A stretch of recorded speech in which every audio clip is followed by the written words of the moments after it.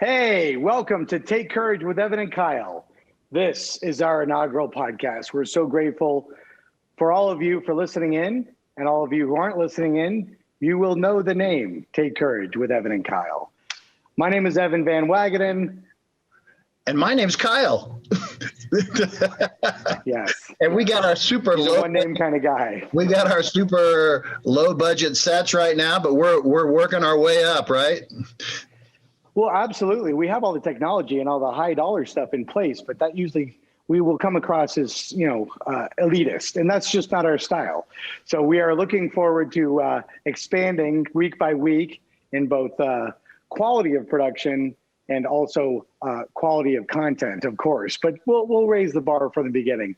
Hey, we're just grateful again to be invited into your phones, tablets, laptops, wherever you're watching or listening. It's just so cool to be a part of it, and we're just going to have a good time. The show, so to set it up, is literally almost Seinfeld-esque, where it's a show about everything and nothing all at the same time.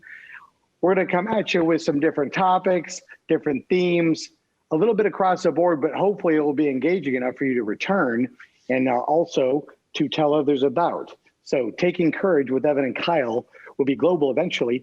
In the meantime, we're just, again, grateful to be a part of your world and letting us kind of lift you up in certain ways. A little laugh here and there, in this incredible world of ours and these interesting times. We'll use that word, interesting. Don't say these trying times or any of that. That's just overplayed. We're done with that. Yeah. We're back to normal, baby. Well, one day we're going to be in the same office, but right now the idea of sharing an office with your big COVID spreading mug is just it's too much to bear, really. Yeah. And I'm glad that that's Kyle's position in thinking that that's why we're not together. I think that's cute. And you'll find that Kyle, he'll come at you with all these fun, acronyms and different things of that nature and stories and scenarios. And I appreciate in advance of you catering to his every whim, because it's good for his ego. And he needs that clearly. You saw Napoleon Dynamite, right? Obviously. Okay, but have you stayed to the end after the credits when Kip actually gets married to LaFonda? Did you see? To me, that was the wedding of the century. I mean, forget royalty. Forget the royal wedding. Yeah. I mean, forget Buckingham Palace and all the fanfare. Yeah, that stole the show. I love LaFonda's brother. I'm way off track here. Well, we never really got on track, so we're okay. But I saw LaFonda's brother like this. I mean, just like shaking his head when Kip got up and started singing, "I love technology, but not as much as you see." And so as I think about this right here, what we're doing, all I can think of is "I Love Technology" by Kip, whatever his last name was. Oh, Kip Dynamite. Yeah, Kip Dynamite. I was going to say, yeah, clearly Napoleon's brother. Hello. So I love the reference. We are going to be throwing all sorts of fun pop culture references. Hopefully, if you know them, great. If you don't, look them up. Eventually, we'll have pop-ups and links and everything like that to dial you in to, how do they say, edumacate you. So we'll get you dialed in. It's going to be fantastic. Now, I've never heard that one. Yeah, you're all in for a wild ride. In fact, when he mentioned we're not really on track, we're more of a trackless train because we're coming at you like a freight train. But really, the direction we're going in is global. In fact, I'll tell you where we're going. We're going like worldwide. So we're going worldwide. So don't even worry about it. Just sit back. Or like an 8-track tape. We're going to have eight good hits, 8 good tracks a night on our podcast. So that's good. So speaking of 8-track. Go ahead, real quick. Favorite 8-track tape you've ever had? Boston, Don't Look Back. Now that was 1970 something. My brother had it, and I used to hang out with my older brother. That was a little before my time, actually, as far as, me too. I was 8 or 9 years old when that came out, I think. But right. Yeah, that was a big one. And my dad used to listen to a lot of country music in the station wagon with the 8 tracks. Roger Miller, Hank Williams Jr., Tom T. Hall, Jerry Reed, guys like that. So I grew up listening to old country in the station wagon. That's Southern quality. Illinois. Yep. Yeah, we had a little 8-track tape in our Volkswagen bus. We had a 67 bus, and it had literally the 8-track cassette was on the base of the seat of the driver.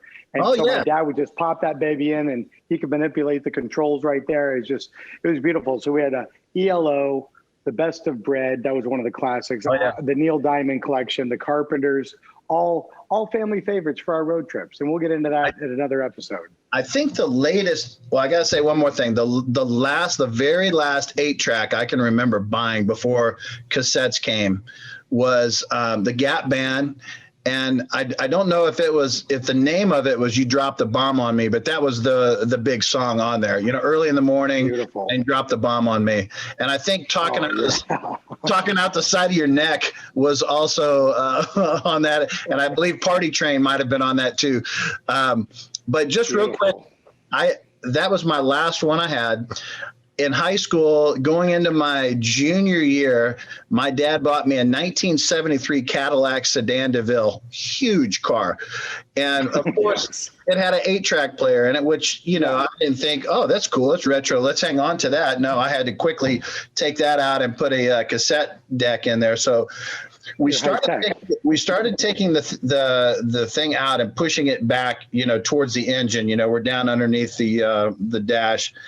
That thing came out and landed on my arm, and we have a guy looking in on your window, by the way. That who is that behind? I don't know. Let me tell that guy to beat it, whoever it is. No. Hey, he's going worldwide now. So good for him. There we go. I got him blocked out. Hey, guys. That's easy work for your fat head.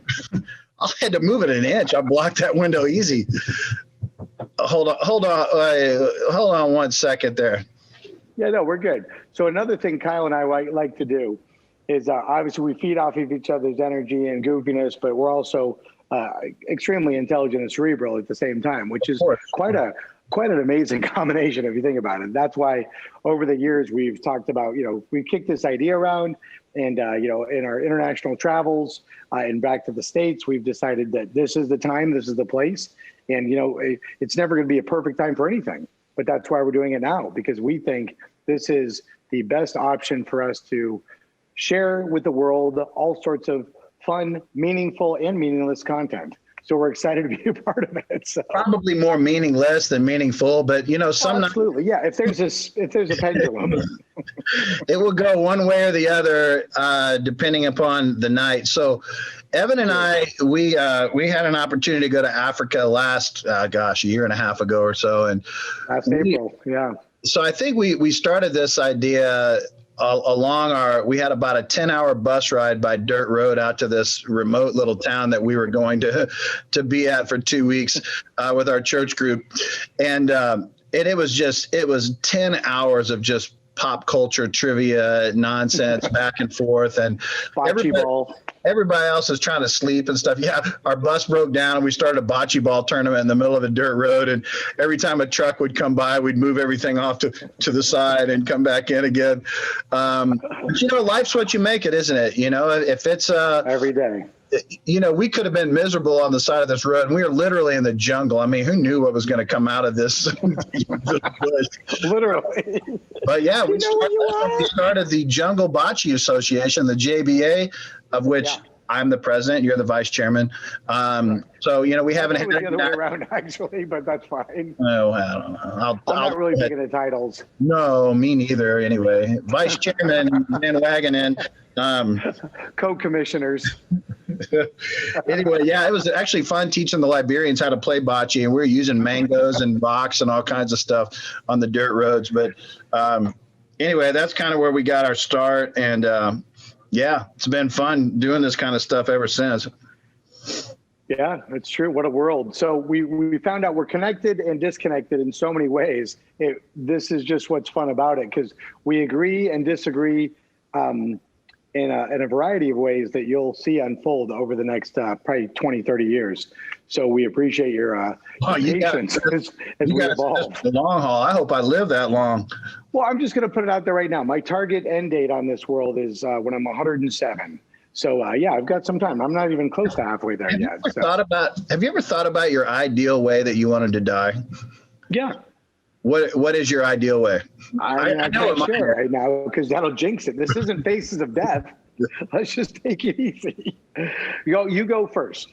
Okay, mine is very simple. I've been playing golf since I was about 8 years old. I've never hit a hole in one. Okay, so You haven't? That's sad. I want to hit a hole in one on my 100th birthday. I want to lift my putter up to the sky, and I want to die of a heart attack right there on the green. Wow, you really thought this through. That's impressive. Well, and I've also told people. And I got I'll get into this story sometime, but I've always told people whenever I get a hole in one, I'm going to strip down to my underwear and I'm going to run all the way from the tee box to the hole. Right.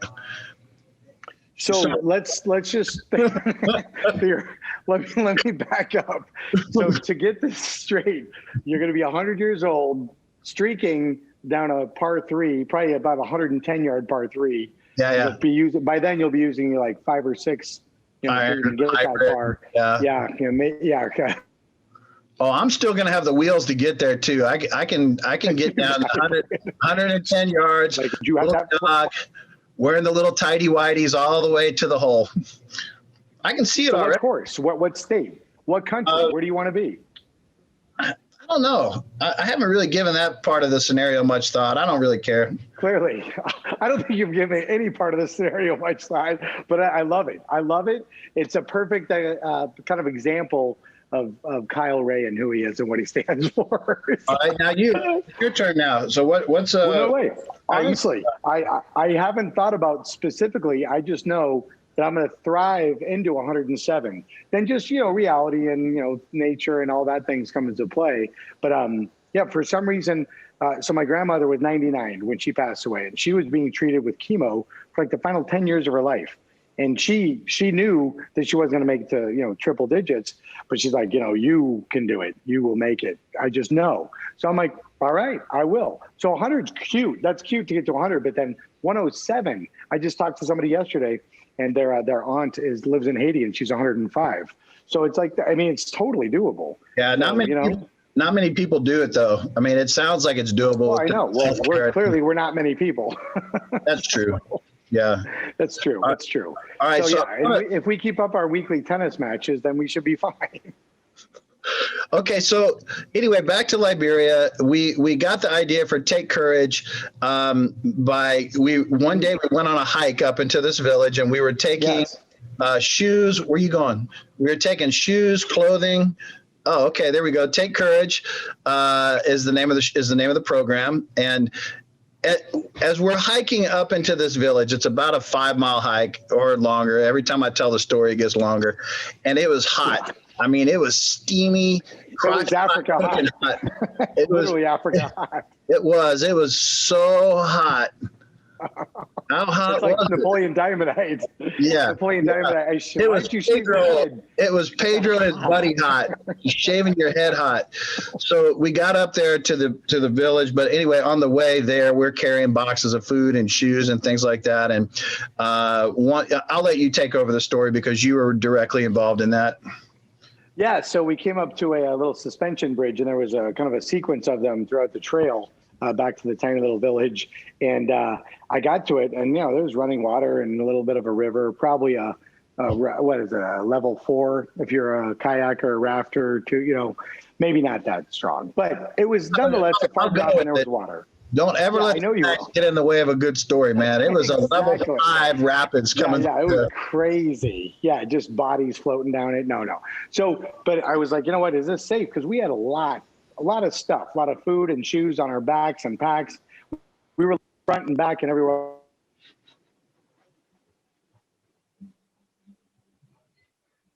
With us, so I'm gonna have to put them on hold. So, so the good news was we were able to.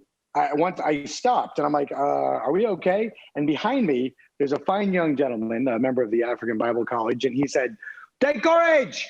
And I said, "What?" He's like, "Take courage. Just go. Take courage." I was like, "What are you talking about?" He's like, just go across the bridge. You'll find Take Courage. And so from that moment on, for the next 2 weeks, the Take Courage mantra became kind of like, literally, we wore it like a badge of honor. And with everything we did, whether it was taking courage with, crossing that bridge to the other side, it was kind of a leap of faith. There was only a few people that had gone in front of me, and surprisingly enough, they were lighter than me. course they were lighter than me. So I was, I'm a stout young man. That included me. So, I went ahead of you too. yeah, right. So after we repaired the bridge when Kyle broke it, I was trying to cross it. And the good news was that these guys, we started cheering and like chanting, "Take courage." And it kind of flowed up and down the trail of people that were bringing all the goods and things into the village. So from that moment, I was like, well, what is the origin of take courage? So back at the college in Liberia, when final exams had come up a few years earlier, everybody was just extremely worried and stressed about finals, as everybody does in college and high school, and shoot, sometimes in middle school nowadays. The pressure is so much. So there was a gentleman attending the school, a student, and he would start telling everybody, kind of basically, don't worry, take courage. And the way they would say it with such emphasis and such passion and meaning and feeling behind it, it was just contagious. So everywhere we went, we're cruising around on our little motorcycles that we would use to go into the remote villages, loaded up with food packs and shoes and things of that nature.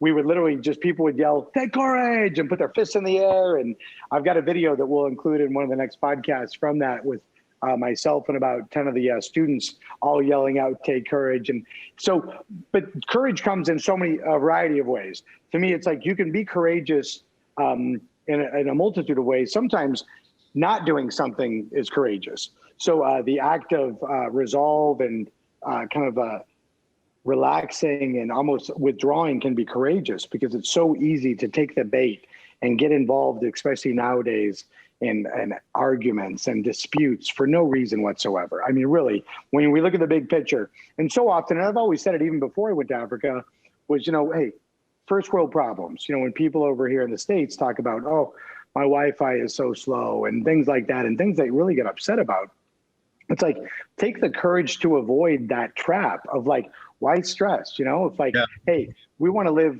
as long as we want to live, obviously, but we want to enjoy that life too. So taking courage to do things and that leap of faith and living an adventure, going on, taking chances. I use the reference of the movie Yes Man by Jim Carrey quite a bit, because that movie, I love the movie. It's funny, but it also sends a great message of sometimes, using caution, but you can also be courageous by just saying yes sometimes and things you normally wouldn't, because you just don't know until you say yes sometimes. So obviously not with reckless abandon, but it's one of those things where you can be courageous in so many ways. And as we kind of weave courage in and out of our stories or using caution, like today, I could have had courage and tried to put this shirt on that Kyle got me a year ago. But man, we don't want that. I've got a little extra COVID layer right now. Well, maybe a lot of extra COVID. That would have been courageous, even more courageous, trying to take it off once it got put on.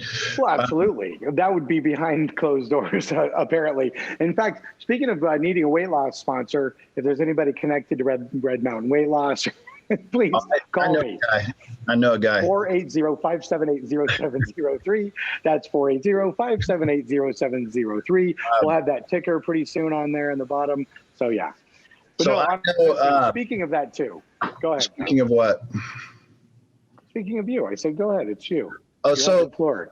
So this courageous thing, it made me think, and this will be our courageous segment this week. And we were talking in my men's group here at the church. I'm the men's pastor here at the Grove Church. And we are talking about disconnecting, and not falling into the patterns of the world, and the Bible talks about that. And we talk about, not letting your mind get polluted and not conforming to the world.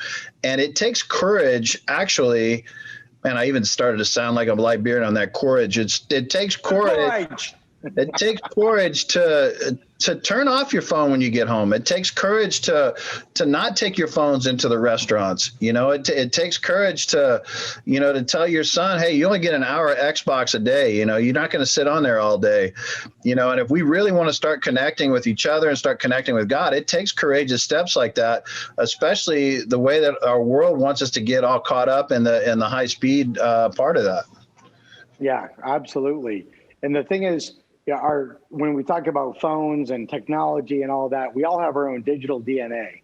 It's basically our footprint, and we all know what we do with our time, with our technology. And it's so clear if you really look into your histories and look at your resources. I do a lot of time tracking with some of my businesses and work. because I like to identify where my time is going.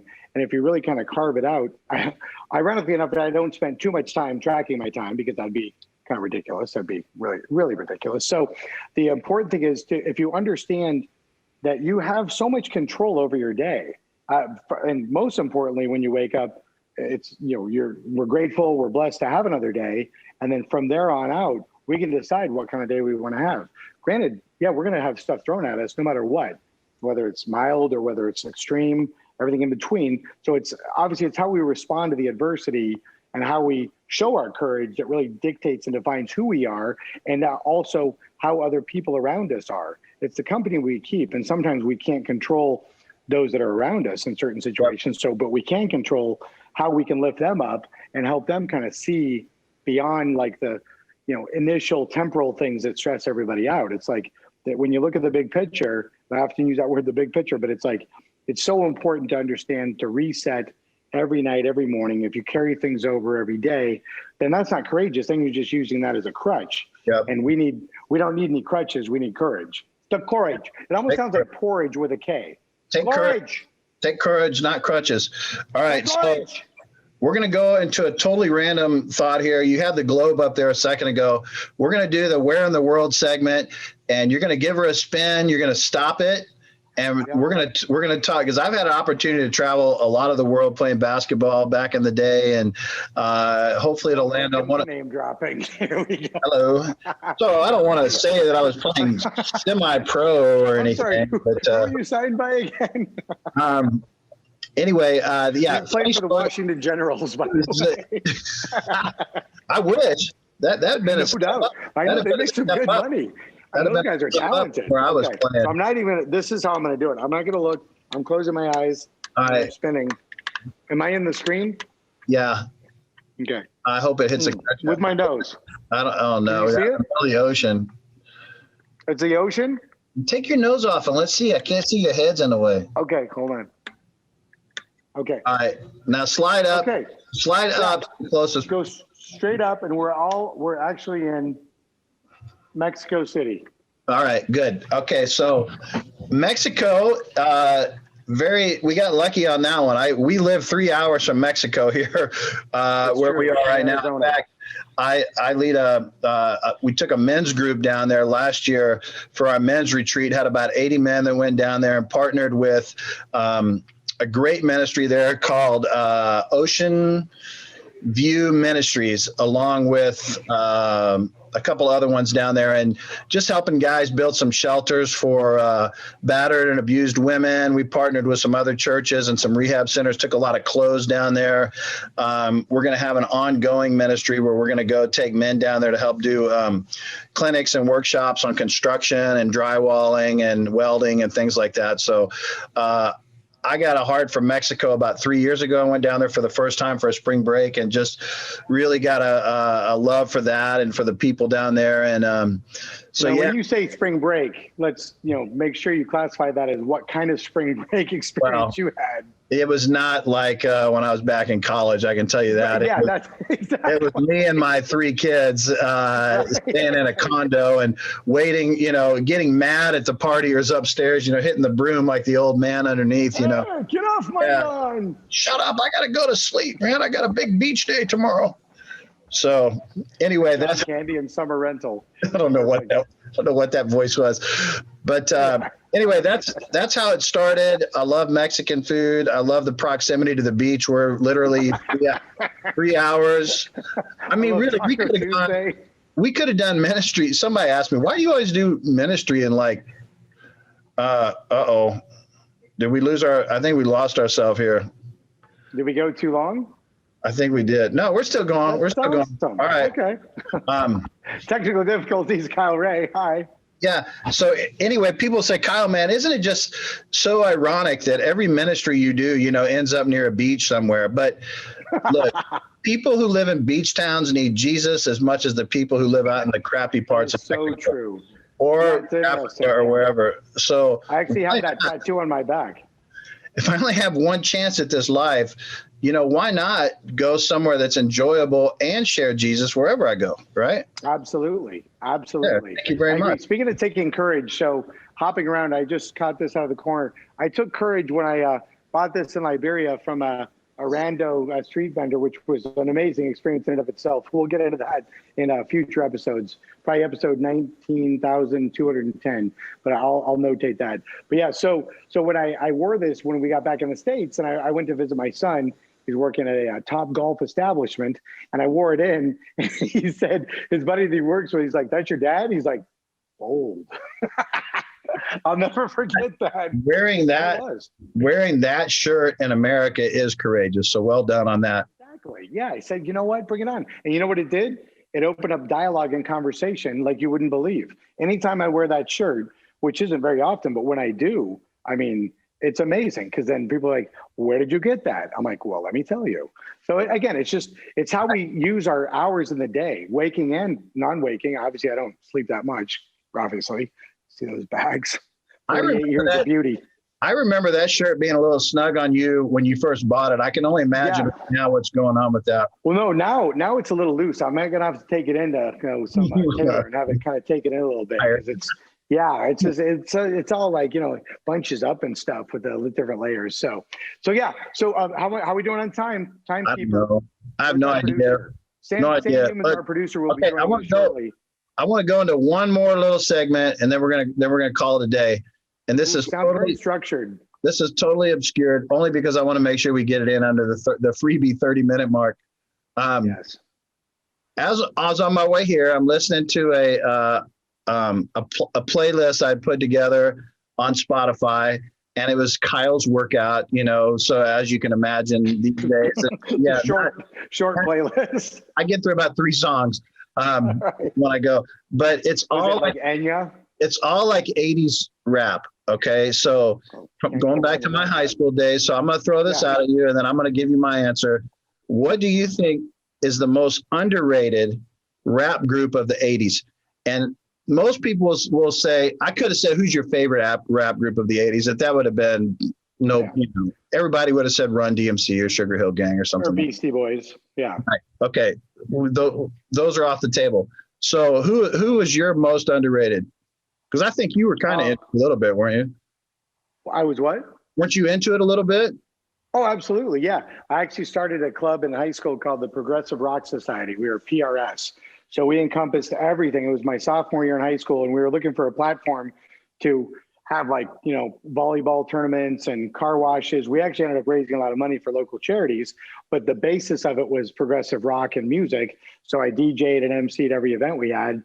So yeah, my humble beginnings, it was awesome. So PM Dawn comes to mind. I mean, a beautiful man. And what song? Smooth voice. Oh, Set Adrift on Memory Bliss, the da da da, and we'll add that in later to production. This is a rap song? It has a rap. Yeah, it has rap elements to it. Yeah, okay, absolutely.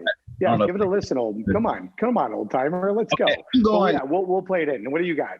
I'm going with the Fat Boys.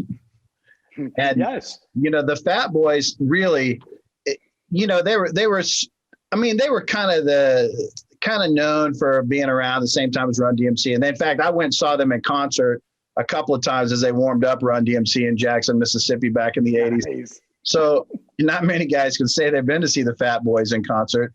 Right. In that same concert, by the way, and this will go into our segment next week, Brush with Greatness, but I actually met Curtis Blow in the bathroom at a Pizza Hut in Jackson, Mississippi. Curtis Blow from rapping basketball. So that's beautiful. It was awesome. Yeah. Curtis Blow. Yeah. But the Fat Boys, they were known for the beatbox. They were one of the original guys. Yeah. Had human beatbox. This big. Their Wipeout cover was next to none. Second to none. It was beautiful. So here's a trivia question for you. I'll throw that out there. So the Wipeout that they did with the Beach Boys was famous, right. But they did another compilation with another 60s icon. What song was that? Oh, the Beach Boys? No, I count the Beach Boys. They did Wipeout, but there was another guy who they did another song with. I listened to it on the way in. Time. Just tell me. Chubby Checker, The Twist. They did a twist, Oh, beautiful. a rap version with the twist. Rap version with a twist. Get it? I can hear. Oh, hey, I told you. Everybody, ladies and gentlemen, Kyle Ray. I present to you Kyle Ray. Thank you very much. Slow clap. Let's just end on that. All right. So the way this shakes out, guys, just be sure, sign up, hit the sub button, subscribe. We're going to grow organically, and then we're going worldwide. Tell your friends, tell your enemies. We just want people to listen. And at the end of the day, we hope you feel better about yourself and the world in general after listening to us every week. We hope you laughed a little bit. You don't have to cry unless you want to. Hopefully we've affected you in a variety of levels. I laughed. I cried. Yeah, I laughed. I cried. Yeah. Don't go away mad. Just go away. The show's over. You're still here. Yes, Ferris Bueller lives in our hearts forever. So, hey, just wanted to thank all of our production crew, our families, our friends who have got us to this point in our lives. And just know that no matter what happens, just every day, remember, you have a choice in how you want to react to things, how you want to present yourselves. Don't let anybody or any negativity live rent-free in your head. That's just, you have that choice. So if anything, life is so beautiful, and it really is. And nowadays, it seems like people are trying to look harder for that, but you really don't have to look hard at all. It's everywhere we turn. And every time I know I say that, and you got Kyle on the screen, so disregard that part of it, but life can be so beautiful. Okay, you're gonna wrap this up with your take courage, and then I got one of my own. Go ahead. Okay. Take courage and love with Evan and Kyle. Let's go. I'm gonna quote my man Don Cornelius from Soul Train: peace, love, and soul. See you next week, brothers. Love you guys. All right. Man, I started bleeding during that thing. I picked the scab off. I don't know if you saw me doing all this. No, I tried not to look at you. Well, I think that went good. Oh, that was fun. Oh yeah. No, it's gonna take off. I have no doubt about it. I don't know how we share this now. How do we give this to you? Yeah, Sam, I'll call him right now and we'll just package it. I'll tell him, or I'll ask him how he wants that sent over and packaged, and I'll have him watch it. Then he can add some edits and video stuff too.